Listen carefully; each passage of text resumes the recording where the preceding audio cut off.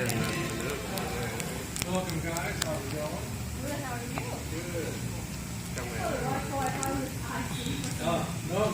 Well, be careful. It is slippery. Yes, Yeah, we know. We do have some frost kind of going on. So, all right, guys, welcome. So, how many of you is your first time to Becker Vineyard? Welcome, guys. Thank you so much for coming. Me too. Appreciate that. My name is Tyler. I'm the pastry manager here at Becker Vineyard for you. First started in 2016. Knew that reds were warm and whites were cold. That was about it. My background is in logistics and medical management out of Houston, Texas. And then kind of went to technology in Austin, and then found my way up here for you guys. So I know enough to get in trouble, as they say, as far as wine and everything. But so when we first started out, Dr. Becker and Mrs. Becker are proprietors at Becker Vineyards. The property they bought was actually early 90s. They're looking for a place in the hill country to get away from San Antonio. And so they found it. It was a little plot of land, if you will, in the back 40. It was about 30 acres for you guys. So when we first got that, Dr. Becker and Mrs. Becker were looking for a place to get away from San Antonio. Like most places in the hill country, you drive through or Canada to get your own property. Well, the property they drove through came up for sale. And so what was originally 30 acres is now a little over 310 acres that we have here today. And so what we have up front, we have about 25 acres up front, another 25, and then back we're going to see that. Now next up, about 50 acres, of course. That only produces about 7% of total grapes we need for production. We are the biggest purveyor of Texas grapes, largest producer of Texas wine. We buy a lot of grapes from our growers. Most of those are in the high plains of Texas or Lubbock, Texas. If you Red Raiders are familiar with college football. Now, 80% of total grapes grown in Texas are from that region. And so one of just a many of different growers we partner up with are going to be Brendan Canada, BJ Wilmoth, Jet Wilmoth. We also got Farmhouse Vineyard and Drew Talent, to name a few. So we buy those grapes, put them down here, and make everything here for you guys. Now we are in distribution. We're in H-E-B, Kroger's, Randall's, and other things in Texas. Now the biggest difference between what wine's here and there is going to be two things. We're going to have smaller vats and also vineyard-specific wine. So for example, smaller vat, we're talking about maybe 300 to 700 cases, maybe 1,000 cases max. In distribution, we're talking 10,000 to 15,000 cases per variety. And so, for example, we have a vignette here, our vignette reserve. It comes from Farmhouse Vineyard as well as Drew Talent. And so those two vineyards produce the vignette that we need for our smaller vat reserve. Now in distribution, we're talking about 5 or 6 different vineyards to make up the amount of grapes we need for our harvest and distribution. And so that's really the biggest difference we have for you guys. You're more than welcome to take pictures or also ask any questions you may have for you. There's no secrets. I always say the secret is actually in the barrel, which we'll talk about in a couple moments. So once we got the land for you, the very up front everybody walked through, that was the original tasting room for you. And then further back, that was actually the original tank room. Now, it continued to grow. So back in 1992, so in 95, we had our first production of 1,000 cases. From 1995 till now, we grew over and over and over. So today we produce 100,000 to 125,000 cases a year for you right here. Now, as we continue to grow, we turned our tank room 1 into overbar, and we built this area here, this little first A-frame. We called this tank room 1. This pad over here, that was actually the crush pad. You can see some divots right there. That's where we have the press right here in this area. Well, we needed more growth. We also expanded some more. So now we have over 3 different tank rooms, 3 different barrel rooms on premise. We have our wine clubbing area, production area. We'll see some of those today for you. Now in here, what you'll see now, is a couple of tanks. We have 3,500 gallon tanks over here, 4,500 gallon tanks over there, tank 27. And then to my left, big tank 28, 500 gallons for you. That's the original tank, one of the original tanks that we have for you guys.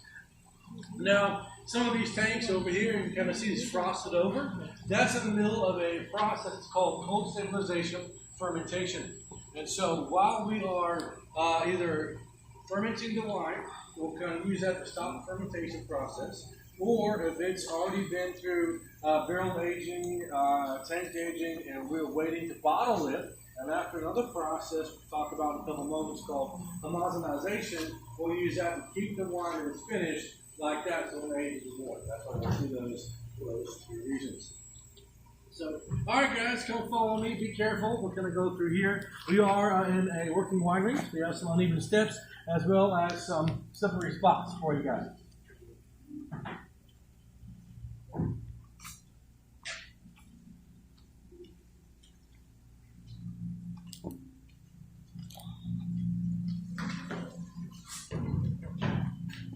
So where we are now for you, as some of the tanks, I'm going to point out, we are actually, of course, in the 21st century.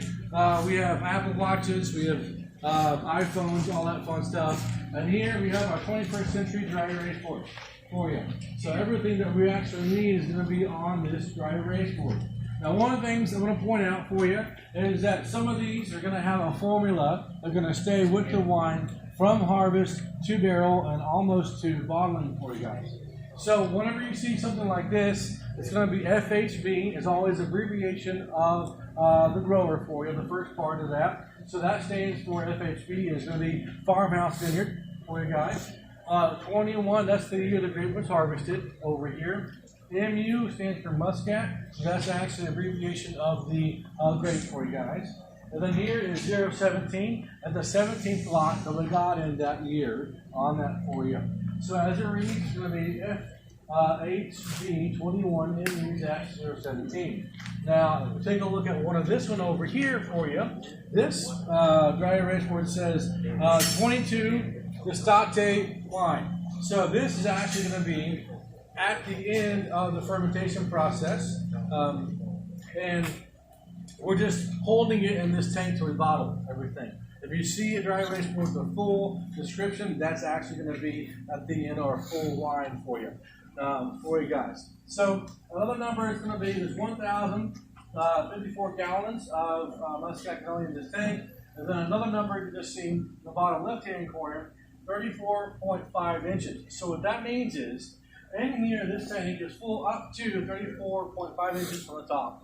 So you have from the top of the wine to the bottom of the lid, there's going to be that gap of about 35 inches.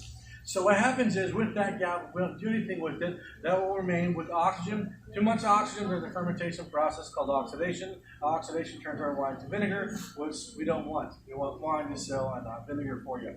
So we use nitrogen in the process of fermentation to displace the oxygen for you in tanks. That's why we'll have those numbers for you guys. All right, come right over here for you.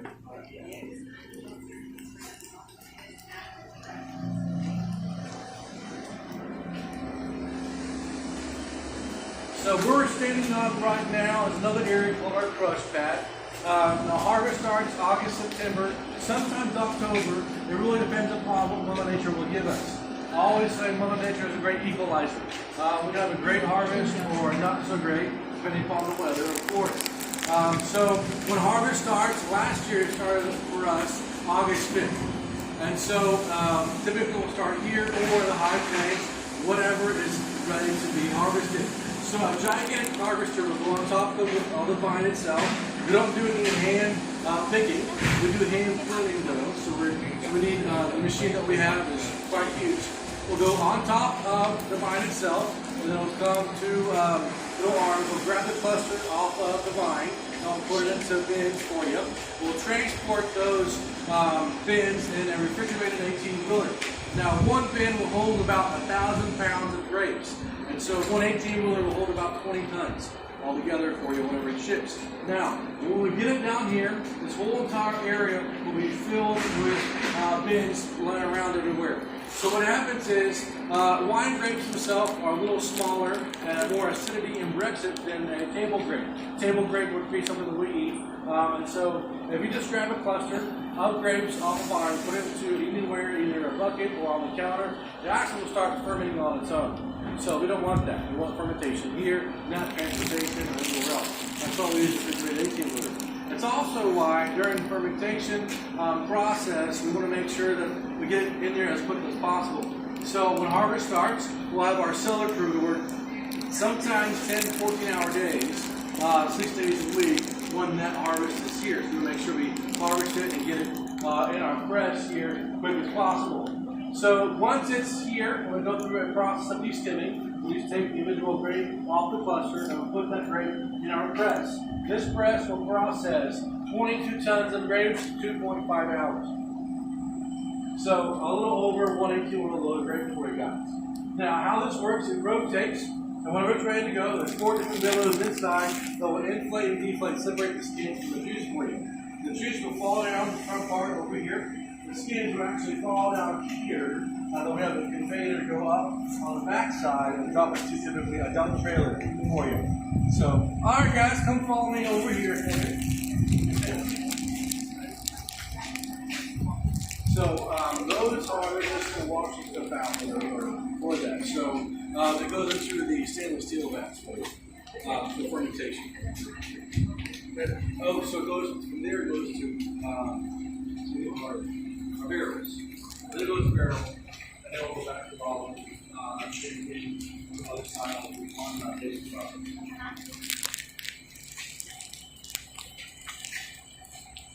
So what we have over here, guys, is great questions. Our level 5 refrigerator. Typically, we're already going to pick up container for you. Now, to my right, there's a big tree line way over there. On the other side of that tree line is the original 30 acres. Now, if you look right below that tree line for you, those are some vines. That's where our 25 acres, 20 acre for you. Now, right in front of that, we have smaller vines sticking up out of the white poles. You can see that with the sun out there. So we're actually planting over 30 acres of cut. So we're all safe and done the next about 2.5 years. We'll have a little over 80. Now, on the process of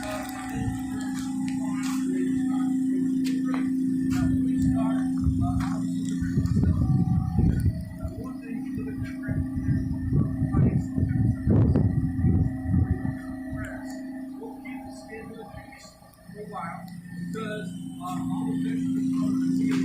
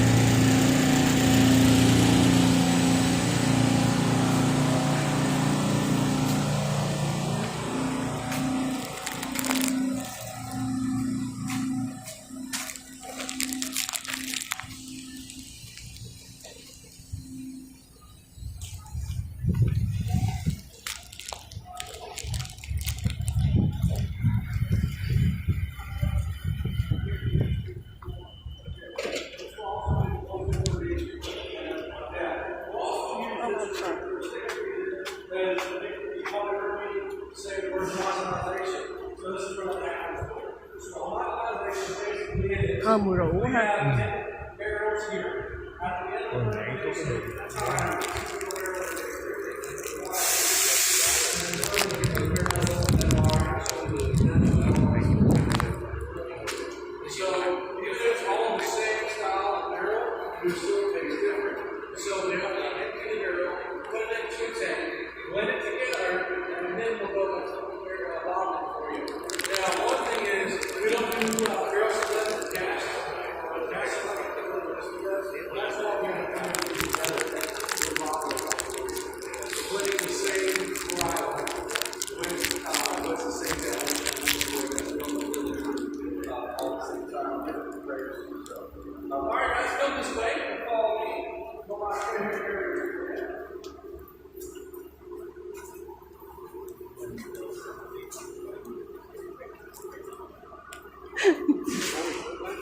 wangi.